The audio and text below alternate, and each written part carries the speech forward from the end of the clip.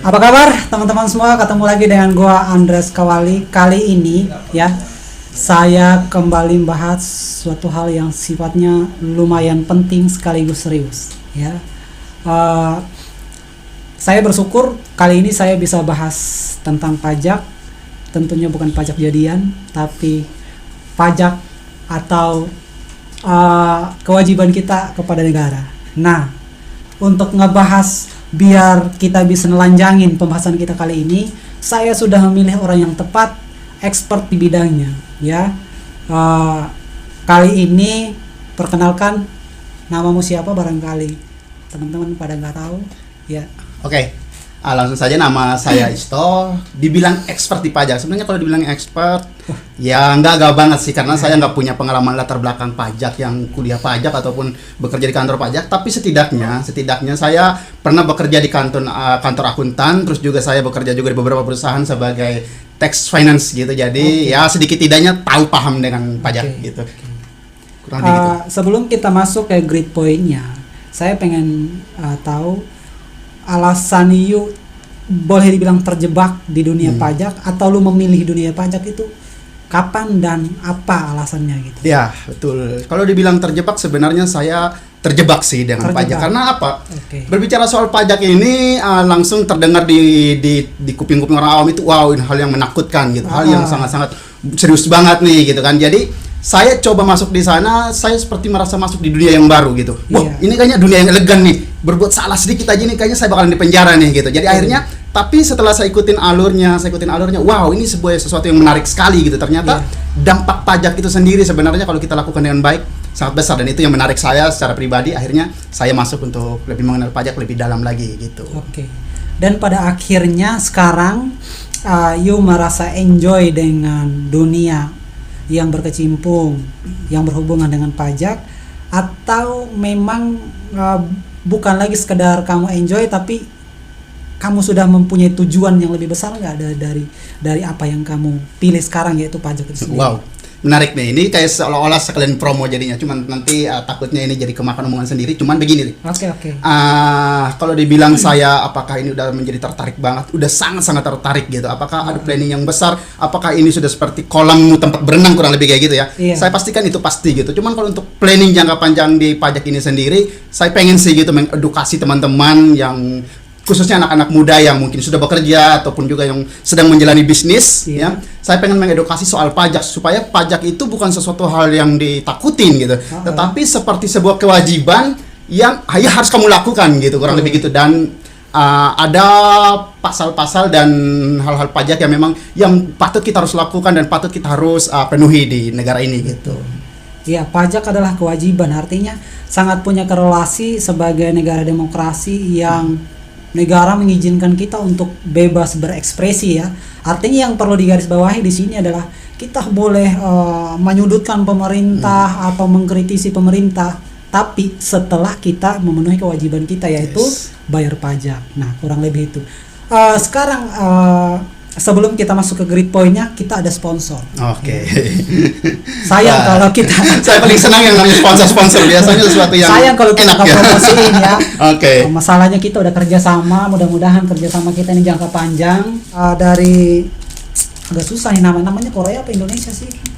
Hans Bakery ya. Podcast kali ini disponsori oleh Hans Bakery. Rasanya berbeda sih, karena ini ramuan Korea, bukan obat Cina kan ya.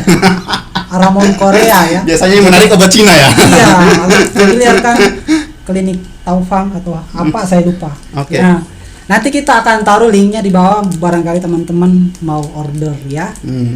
Thank you. Grid point-nya adalah sekarang yang perlu kita bahas sebagai karyawan, atau barangkali teman-teman penonton di sini banyak yang statusnya sekarang adalah karyawan. Yang jadi pertanyaan saya adalah, apa sih kewajiban dari seorang karyawan itu terkait pajak itu sendiri, berdasarkan pendapatan dia atau gaji dia dari perusahaan? Ya, sebelum kita masuk ke grade point-nya pada malam hari ini, seperti yang Andre sudah bilang tadi, bahwa pajak itu adalah kewajiban kita kepada negara. Sebenarnya bukan hanya sekedar kewajiban kita terhadap negara saja, tetapi ada kata lanjutannya. kewajiban kita terhadap negara yang dapat dipaksakan. Artinya, kata-kata dapat dipaksakan itu berarti ketika kita nggak melakukan kewajiban itu sendiri, maka kita akan ada punishment yang perlu kita penuhin, kurang lebih kayak gitu. Nah, kalau untuk pajak itu sendiri sifatnya adalah self assessment. Jadi penilaian diri, kesadaran diri. Jadi kesadaran diri yang dimaksud di sini adalah kita yang menyusun, kita yang membayar, dan kita yang melapor. Jadi itu adalah hak kebebasan kita semuanya untuk bisa menyusun, melapor, bahkan membayar pajak itu sendiri gitu. Tapi tentu dengan panduan dengan ada beberapa panduan-panduan yang sudah ditetapkan, pasal-pasal yang sudah ditetapkan. Nah, akhirnya kita menyambung lagi seperti yang sudah dibahas tadi. Kira-kira kalau kita sebagai karyawan yang bekerja di sebuah perusahaan, pajak apa aja sih yang harus kita penuhin? Yaitu ada banyak pajak sebenarnya yang kita harus penuhin di ketika kita menjadi seorang karyawan. Tapi sebutlah yang paling sederhana itu adalah pajak PPh penghasilan PPh pasal 21. Itu adalah pajak yang merupakan pajak yang diwajibkan gitu buat setiap karyawan. Dan kalau pajak PPh 21 ini sendiri punya standar-standar pendapatannya sendiri dan juga ukuran persentase pemotongannya sendiri-sendiri gitu. Jadi tergantung dari pendapatan si karyawan itu sendiri gitu.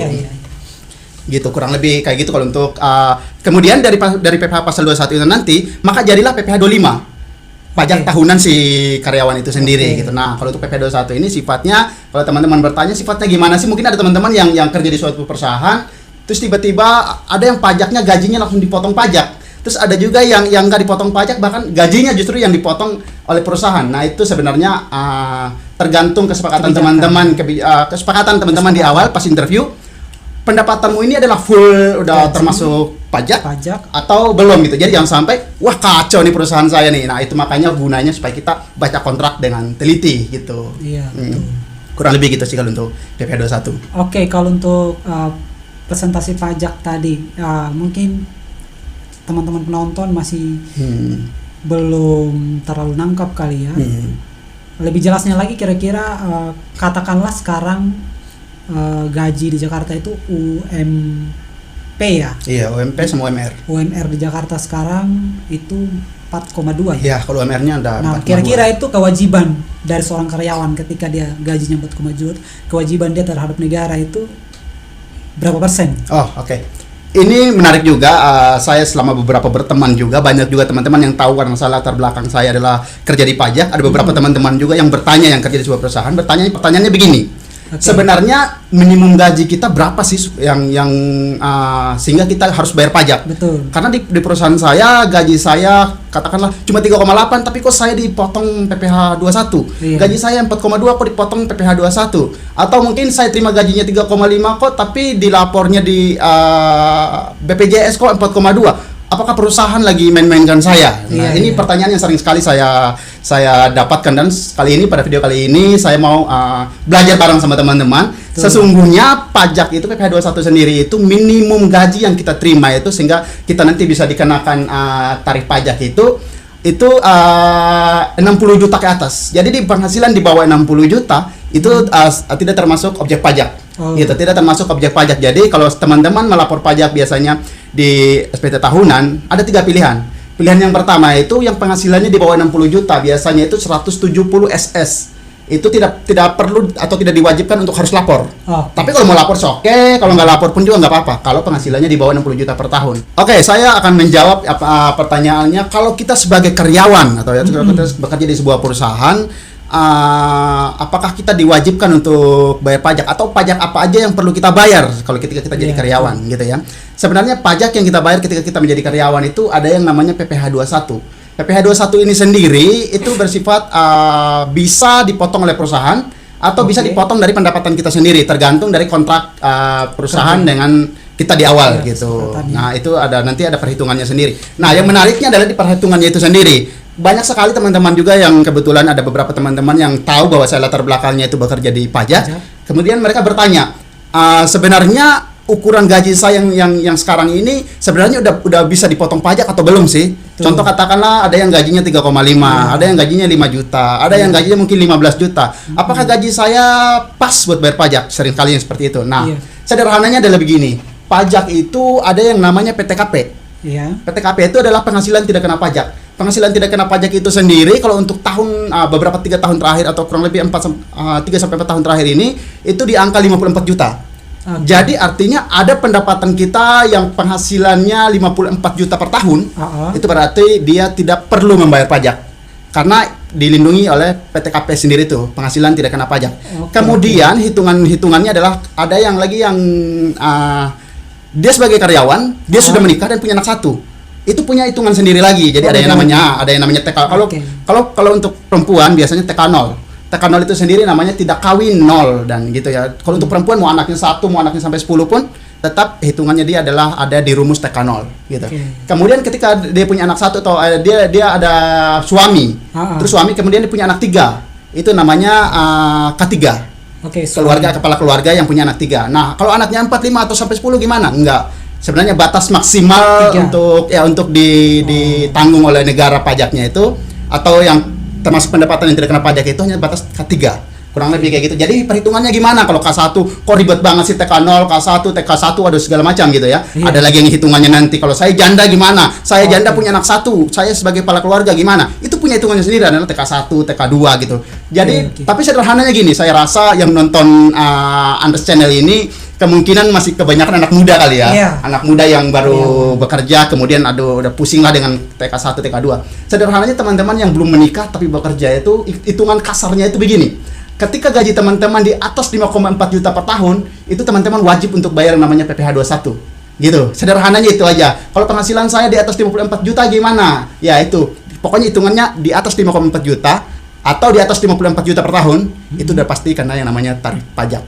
Sederhananya adalah kalau teman-teman memiliki pendapatan di atas 54 juta per tahun, berarti teman-teman adalah termasuk objek pajak gitu, kurang lebih kayak begitu.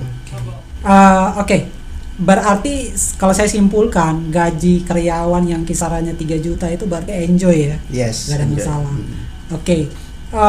Selanjutnya enjoy di mata pajak ya, cuman kalau untuk biasa hari kayaknya nggak enjoy. Iya sih. Iya. Tapi tetap enjoy aja lah ya teman-teman ya. Iya. Oke, pertanyaan kedua adalah tadi kita sempat singgung berkaitan dengan kesepakatan kerja antara perusahaan dan karyawan yang berhubungan dengan kewajiban karyawan ketika nanti dia udah menjadi bagian dari perusahaan itu untuk bayar pajak. Nah, ada kasus di mana seorang teman dia laporan pajaknya dari gajinya dia itu 4, sekian. Ya kan? Nah, perusahaan menyatakan bahwa tapi perusahaan memberi gaji ke dia itu cuma 3 juta. Nggak sesuai dengan yang dilaporkan pajak. Sedangkan si karyawan ini tahu bahwa gaji dia yang terlapor di pajak itu adalah 4,5. Pertanyaannya adalah kewajiban dia yang sebenarnya itu berapa sih dari 4,5 katakanlah?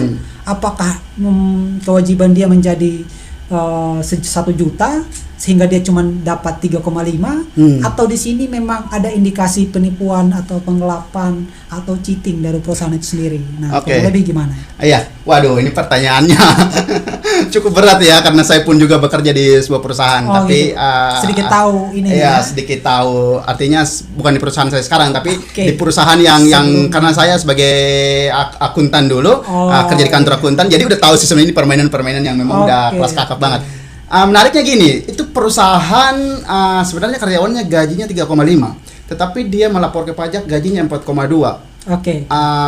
Ini sih sebenarnya agak beda dengan kasus yang biasanya. Biasanya itu si karyawan gajinya 4,2, tapi yang dilapor di pajak itu 3,8 supaya jangan ada ya tadi itu supaya jangan penghasilannya itu di bawah PTKP. Tapi kalau kasusnya keterbalik begini biasanya ada hubungannya dengan BPJS. Karena kalau BPJS itu memang ada gaji maksimum yang harus dipenuhi perusahaan bahwa misalnya salah satu standarnya itu UMP misalnya.